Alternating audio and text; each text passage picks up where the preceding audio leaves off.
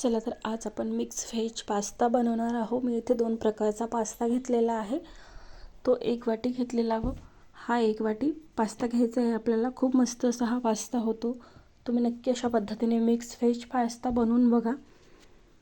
बघू शकता हा 1 वाटी घेतलेला आहे मी व हा पास्ता 1 वाटी घेतलेला आहे। पाणी तापवायला ठेवलेलं आहे मी। गरम छान अशी मस्त उकळी आली की आपल्याला त्यामध्ये पास्ता घालायचा आहे। छान अशी मस्त एक उकळी आलेली आहे आपल्याला। आता यामध्ये आपल्याला पास्ता घालायचा आहे। मी थोडंसं 1 चम्मचभर यामध्ये तेल घातलेलं आहे पाण्यामध्ये। त्याने काय होईल, आपला पास्ता आहे खाली गंजाला चिटकणार नाही, नाहीतर आपला पास्ता हा जसं जसं घट्ट होत जाईल, जसं शिजत जाईल तसा पास्ता आपला खाली हा चिटकला जातो। त्यामुळे मी 1 चम्मच एवढं तेल घातलेलं आहे। थोडंसं 2 ते 3 थेंब घातलं तरी पण चालतं। थोडंसं तेल घातलेलं आहे त्यामध्ये, त्यामुळे पास्ता आपला चिटकणार नाही व सॉफ्ट असा होईल, लवकर शिजला जाईल, एकदम सॉफ्ट असा छान। 4 ते 5 मिनिटांमध्ये मस्त आपला पास्ता हा शिजतो। तोपर्यंत आपण इकडे तयारी करायची आहे आपल्याला। टोमॅटो, पत्ताकोबी, शिमला मिर्च कट करून घ्यायची आहे, कांदा वगैरे। पास्ता होईपर्यंत आपण इकडे कट करून घेऊ। तर मस्त आपला असा पास्ता पण सॉफ्ट असा शिजला गेलेला आहे। पूर्ण असं पांढरं पाणी व्हायला लागलं घट्टसारखी आपला पास्ता शिजला असं आपण समजून घ्यायचं आहे। बघू शकता।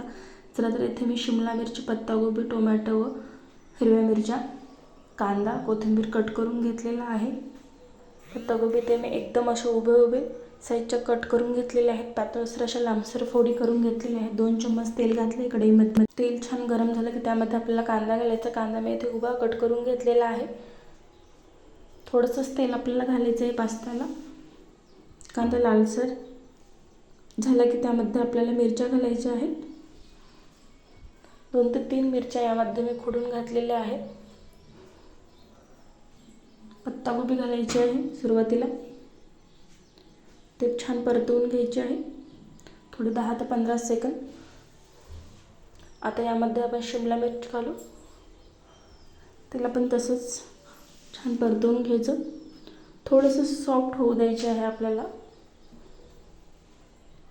पत्ताकोबीला आणि शिमला मिर्चला थोडा वेळ लागतो। छान मस्त असे सॉफ्ट झालेले आहे। यामध्ये आता टोमॅटो घालू। टोमॅटोला पण आपल्याला छान एकदम असं सॉफ्ट होऊ द्यायचं आहे। 10-15 सेकंद असं परतवून घ्यायचं आहे कमी गॅसवरती।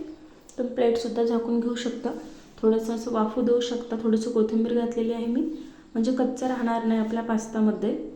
त्यामुळे आपल्याला हे वाफवून घ्यायचं आहे छान। मस्त आपल्या भाज्या हे सॉफ्ट झालेल्या आहेत।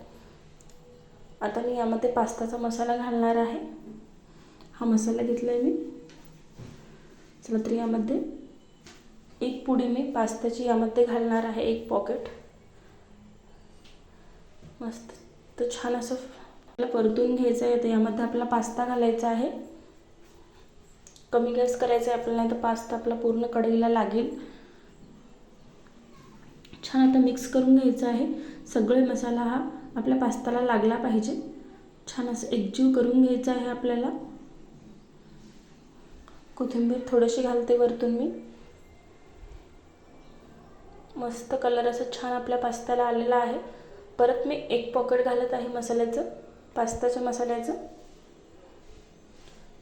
यावरतून चटणी मीठ वगैरे काही घालायची गरज नाही, सर्व मसाल्यामध्येच ऑलरेडी असतं। बघू शकता मस्त आपला पास्ता रेडी झालेला आहे।